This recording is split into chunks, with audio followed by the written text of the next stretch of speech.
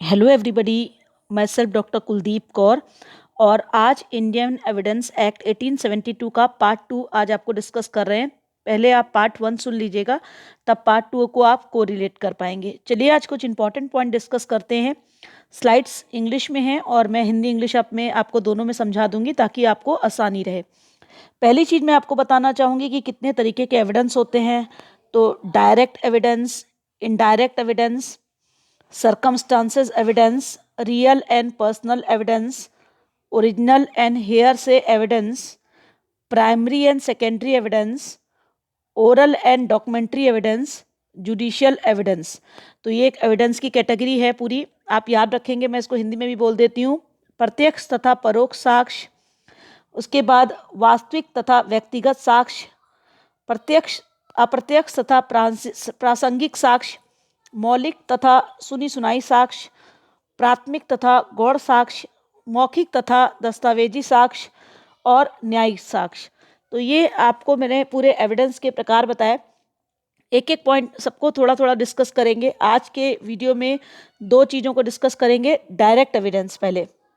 तो देखिए, direct evidence का मतलब क्या होता है। देखिए, वो एविडेंस जो किसी फैक्ट को डायरेक्टली सिद्ध करे, बिल्कुल सिंपल लैंग्वेज में बोल रहे हैं, वो एविडेंस जो किसी फैक्ट को डायरेक्टली प्रूव करे वो क्या कहलाता है? डायरेक्ट एविडेंस कहलाता है। इसका अर्थ यह होता है कि जो डायरेक्ट एविडेंस होता है वो फैक्ट होता है जो बिना किसी बाधा के किसी फैक्ट इन इश्यूज में के क्या करे, एग्जिस्टेंस को साबित कर दे।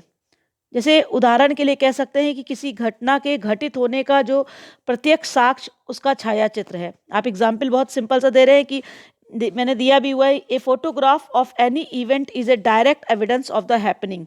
किसी घटना के घटित होने का जो प्रत्यक्ष साक्ष्य है उसका छाया चित्र होता है।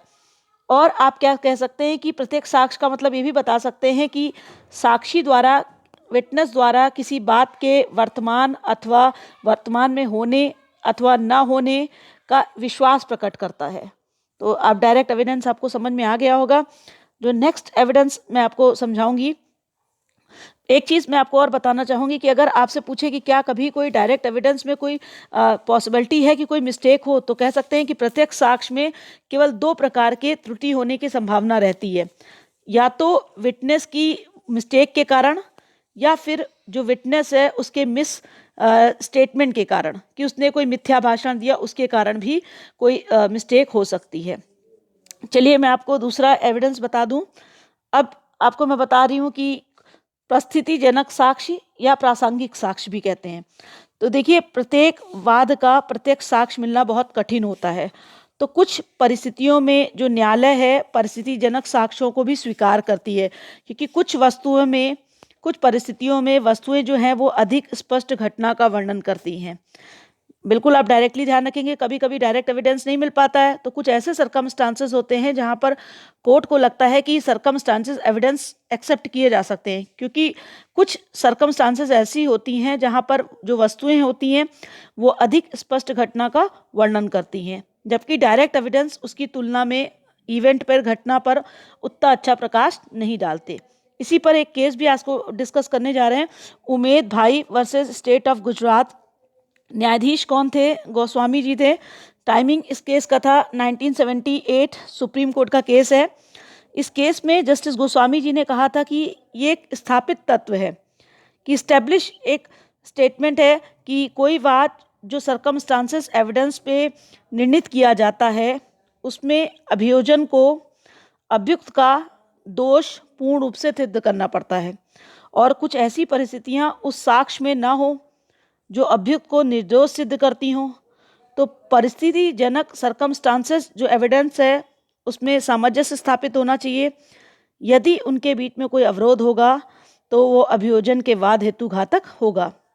अधिनियम के अनुसार न्यायालय केवल परिस्थितिजनक साक्ष्यों को ग्रहण करेगा जो फैक्ट इन इशू की वजह से रेलिवेंट होंगे।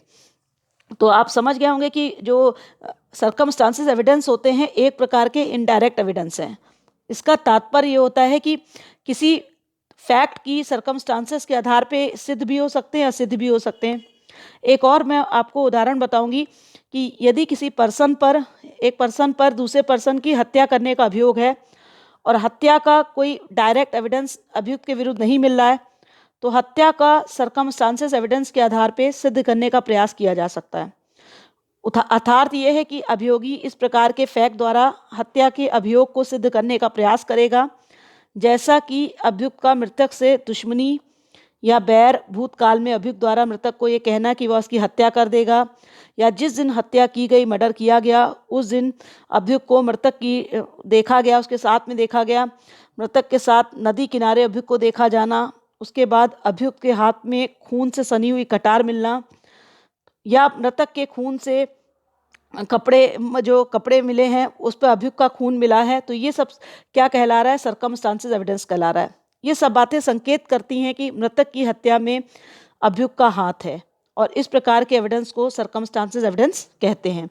तो देखिए, हम किसी व्यक्ति के बाहर से कमरे के भीतर तक आने के अगर पद चिन्ह देखें और लौटने के भी पद चिन्ह देखें, पैरों के निशान देख रहे हैं, साथ ही आपको कमरे के रोशनदान पर चढ़ने के निशान मिले, और तो आप क्या निष्कर्ष निकालेंगे कि यदि कोई व्यक्ति कमरे में द्वार से आया था, डोर से आया था और फिर रोशनदान से निकल भागा है, तो इन सारी घटनाओं को सर्कमस्टांसेस एविडेंस कहते हैं। तो सर्कमस्टांसेस एविडेंस बहुत इंपॉर्टेंट होते हैं। तो कभी कभी जब डायरेक्टली एविडेंस नहीं मिल पाते तो न्यायालय क्या करता है? सर्कमस्टांसेस एविडेंस के लिए बहुत उपयोगी होते हैं, क्योंकि जब घटनाओं को केवल एक निष्कर्ष ही निकाला जा सकता है, तो उस समय सर्कमस्टांसेस एविडेंस बहुत इंपॉर्टेंट होते हैं। मैंने आपको जितना बताया, आपको ये समझ में आ गया होगा कि सर्कमस्टांसेस एविडेंस क्या होते हैं। अब मैं आगे आपको बताना चाहूँगी कि रेलिवेंट क्या है, रेलिवेंट चीज़ें क्या होती हैं। देखिए, भारतीय जो साक्ष्य अधिनियम है 1872 में क्या कहा गया रेलिवेंट के बारे में कि एक फैक्ट जब दूसरे फैक्ट को रेलिवेंट उस दशा में होता है जबकि वह उस अधिनियम के प्रावधानों के से संबंधित हो, या फिर जो फैक्ट इन इश्यू है उस अधिनियम के बारे में उसका उल्लेख हो। फॉर एग्जाम्पल एक छोटा सा बोल सकते हैं, सेक्शन 6255 रेलिवेंट है। तो अगर कोई फैक्ट दूसरे फैक्ट के लिए रेलिवेंट तब कहा जाएगा कि जब वह उस अधिनियम में निर्दिष्ट किसी भी प्रकार से संबंधित होता है। एक छोटी सी लाइन भी याद रख सकते हैं कि कोई फैक्ट किसी दूसरे फैक्ट के साथ रेलिवेंट तब कहा जाता है जब वह उस एक्ट में जो स्पेसिफिक किसी भी प्रकार से संबंधित हो। तो भारतीय साक्ष्य अधिनियम में रेलिवेंट शब्द की कोई परिभाषा नहीं दी गई है, लेकिन धारा 3 में क्या बताया गया मैं आपको बोल दूं। The word relevant means that any two fact to which it is applied are so related to each other that according to the common course of event one either taken by itself or in connection with other fact proves or render probable the past, present or future existence or non-existence of the other। Stephen's Digest की book में दिया गया है। तो ये एक definition थी कि वे सुसंगत तत्व वो तत्व होते हैं जो फैक्ट इन इशू से इस प्रकार संबंधित हों, जो फैक्ट इन इशू जो संभावित होता है कि मोटे तौर पे प्रकाश डालता है। तो ये आपको मैंने इंग्लिश में भी पूरा बता दिया। देखिए, साक्ष्य के नियमों में सबसे व्यापक और सबसे उक्त नियम यह है कि जो भी साक्ष्य दिया जाता है, जो भी एविडेंस दिया जाए, वो समान विवाद के मामलों तथा जांच के विषयों तक ही सीमित रहना चाहिए। जांच का मतलब इंक्वायरी, तथा उन्हीं की ओर डायरेक्टेड होना चाहिए। तो ये सारी चीज़ें रेलिवेंट कहलाएंगी। अब मैं आपको नेक्स्ट वर्ड एडमिशन के बारे में बता दूं। देखिए, साक्ष्य अधिनियम के अनुसार स्वीकृति वह कथन है जो किसी फैक्ट के उपस्थित होने को अनुमानित करता है जो फैक्ट इन इशू है, अथवा ऐसा कथन जो ऐसे तथ्य की उपस्थिति को क्या करता है? अनुमानित करता है, प्रोबेब करता है कि ये होगा। तो जो विवादित तथ्य से सुसंगत है। एक चीज़ केवल एक लाइन में कि वैध स्वीकृति के लिए केवल इतना पर्याप्त है कि स्टेटमेंट ऐसे फैक्ट को स्वीकार करे जो उसके रिस्पॉन्सिबिलिटी को अनुमानित करे या उत्तरदायित्व को अनुमानित करे। इसको मैं अगले वीडियो में बहुत डिटेल में बताऊंगी। आज मैंने केवल इसका आपको मीनिंग बता दिया है। अगर आपको मेरा चैनल अच्छा लगता हो तो please like, share, subscribe my channel, और प्लीज़ कमेंट बॉक्स में कमेंट ज़रूर करिएगा कि एविडेंस पे और किन टॉपिक्स पे आप वीडियोस को सुनना पसंद करेंगे। Thank you.